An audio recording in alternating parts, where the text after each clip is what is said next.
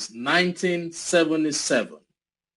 Sharon has also been an entrepreneur, owning several businesses from the early 70s, including graphic design, a travel agency, and an entrepreneur training firm. She operates in 7 states. Ladies and gentlemen, from all over the world, I want you all to join me to welcome to this great virtual stage no other person but the great Sharon Abbott. Sharon, thank Done. you. Thank you so much. I really appreciate the introduction. It was like, wow, I want to know her. Oh, yes. It's That really is that. amazing. You've done such a great job in bringing people together to help your audience be able to figure out how to survive in a time of change. And that's really the issue. You know, we have to be able to be fluid, to focus on the things that we can change, not on the things that we can't change. So, to give you a little bit of a background, I ended up growing up in a very small town, Mendocino. At 6 years old, I had to walk 2 miles to go down and polish chicken eggs every Sunday morning so my family could actually have a chicken dinner. And the way that we grew up was a barter system. So what we raised is what we ate or traded for what we didn't have.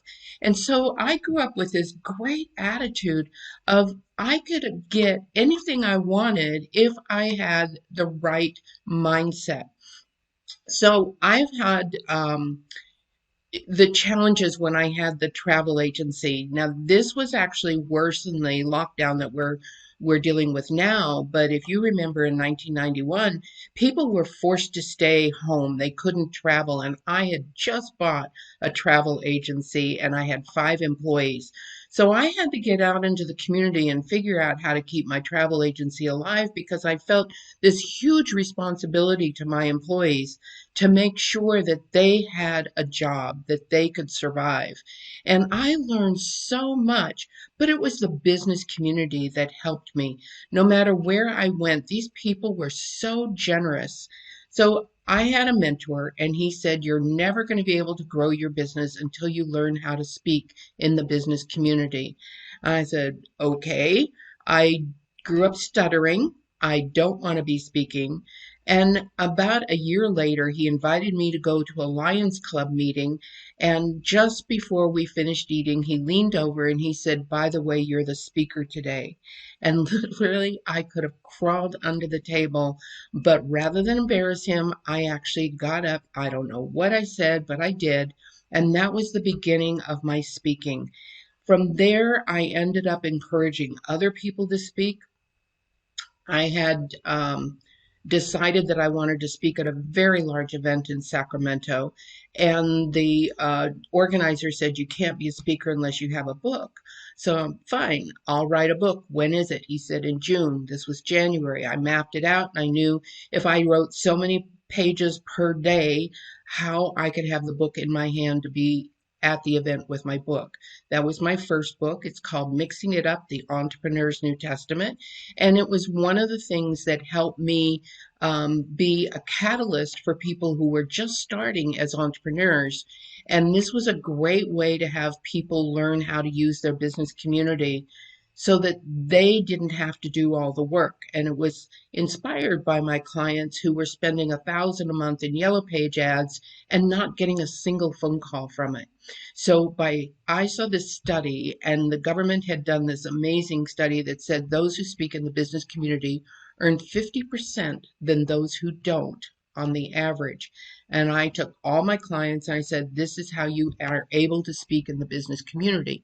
So we created a program where I got people to speak. And then about a year later, I started showing them how to write articles for magazines, for periodicals, trade publications, so that they could take 12 articles and that became their book.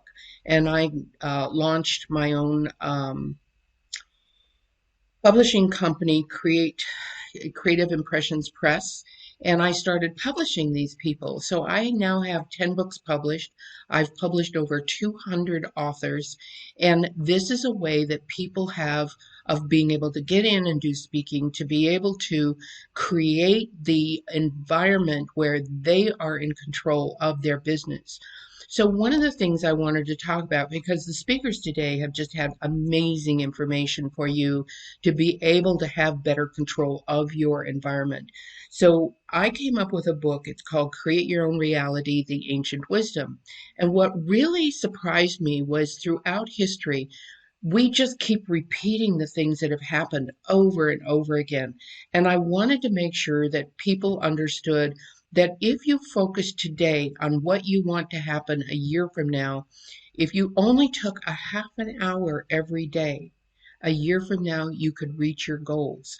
So, focusing on things that will be small steps for you to get there.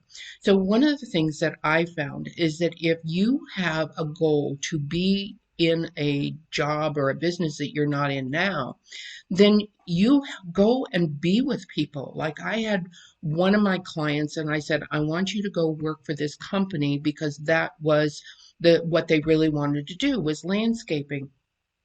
And I said, go and work for them and offer to work for minimum wage if you have to. Learn what you need to. Be straightforward with them that you want to have your own landscaping one day. In the meantime, take classes, learn what you need to know to be a certified landscaper. And a year later, he launched his business. And the first year he was in business, he made $50,000 and he worked half as many hours as he had been working, making $35,000 a year, and he actually had time to spend with his family. No matter what's going on in your life, being able to spend time with your family and having the quality of life is one of the most important things that you can do. When you're in your 60s and 70s, you don't want to look back on your life and only have memories of how many hours that you've worked. It's the quality of life issues that are important. Who did you spend time with? What did you actually do? When I was speaking in San Diego, one of the people that was speaking at the same stage, he used to say, it's okay to look at your past, just don't stare. And I took that literally because I think so many people are focused on what was and not what is. And if you spend more time in this moment, you will find you have more control over what happens tomorrow. So, one of the things that I really would love to have you do is write down your goals, a year goal, 5 year goals, 10-year goals, and then look what you can do today to start realizing how you want your life to be. No matter where you are today, like I grew up stuttering. Today, I have managed not to stutter a single time. Now, watch me do it.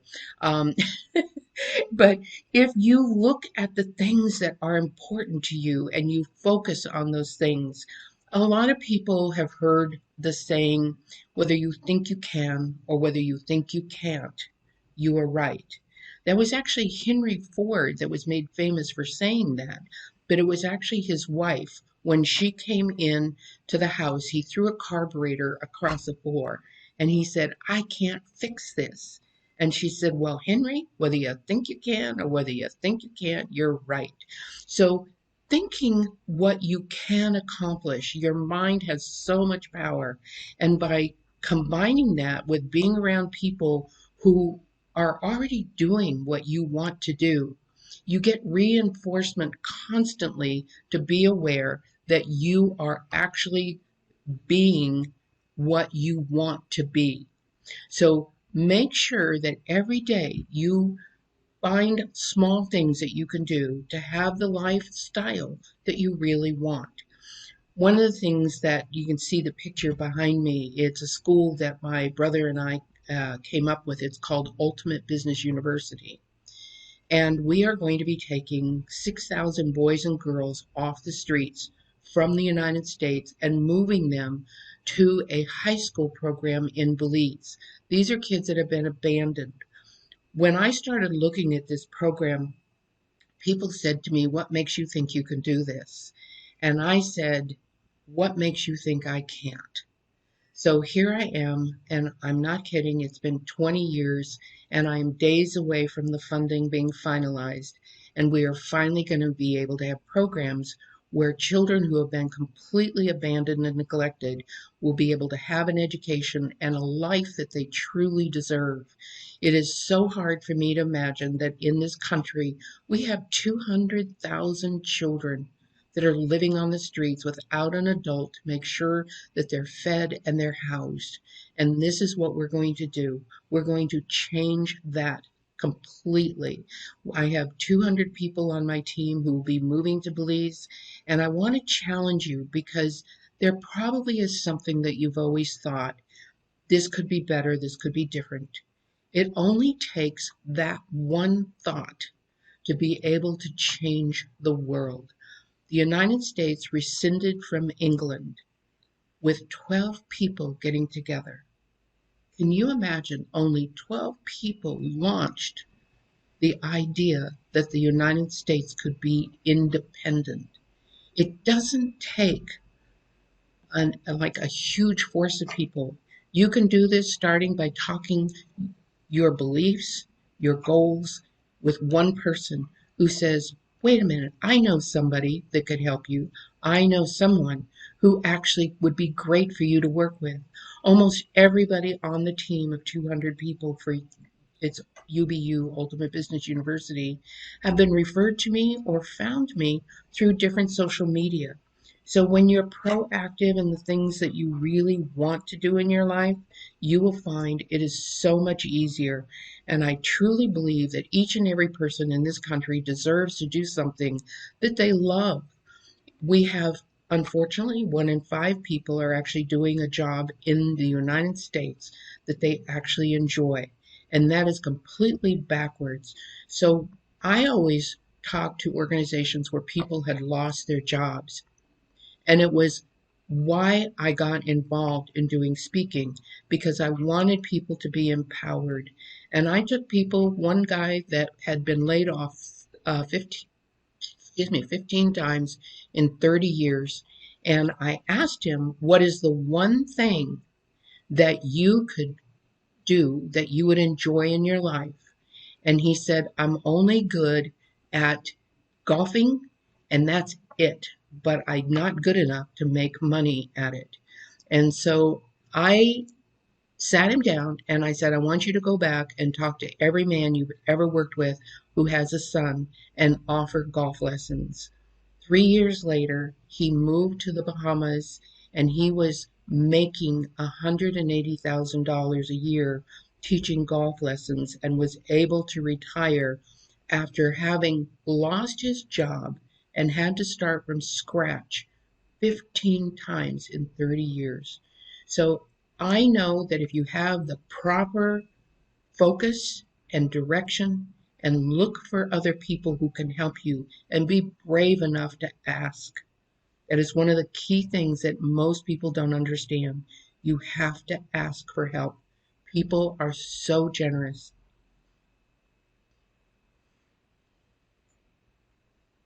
That's awesome. Thank Are you. you done? I'm done. Okay, that's great because I know you still have about a minute. Okay. But yes, thank you so much, Sharon. You just gave a beautiful presentation. And I want you to please confirm the website that is currently being displayed on the screen. Perfect. Yes. That's great. Thank you. So how else can people reach out to you? So on the website, you'll find that I have a program. It's called Visiting Instructors Program, VIPs. And we're going to be bringing experts down to Belize to speak to the youth. We're going Right. to have a radio program where we're going to interview people who are inspirational, people who've had breakthroughs, so that these kids who've never had anyone inspire them will be able to have people um, tell them and show them how they did it. So each But before I do that, I want you all to please like and share this video. Like and share this broadcast because you might just be saving the life of that one person who has been waiting for a lifetime to hear this message. Thank you so much, Sharon. You said every day Try to have small things that will help you live a life that you want. Exactly. You know, a lot of times people forget about the importance of doing things that make them happy. They get so engulfed in hustling, trying to make money, trying to do business. But those little things could easily be forgotten during that process. So I thank you so much for that reminder. You're welcome. Then you said, when somebody asks you, or rather, when somebody asks you, what makes you think you can do it? The best response is, what makes you think I cannot do it? Right. Oh my God. I love that. And you said it only takes that one thought to be able to change the world.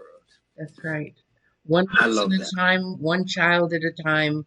It is so amazing what we can do when we just focus on what's important to us, because that's the passion, and I loved it when um, Dr. Gray was saying your passion is your permission to pursue your purpose. Your That purpose, is right? Your so passion, perfect. your mission. Yeah, Yes. and that's exactly what we want to do for these children.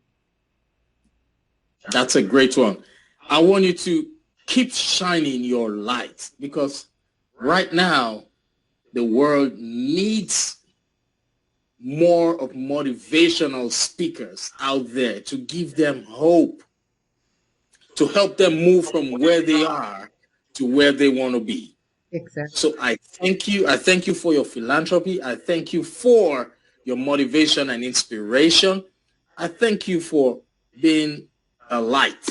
Thank you, John. And thank you for being able to have a platform where we can actually share ideas to inspire other people who otherwise would just kind of be stuck in every day being the same. And I've always said that I think most people sleepwalk their way through their life. Right, right. Thank you so much. Thank you.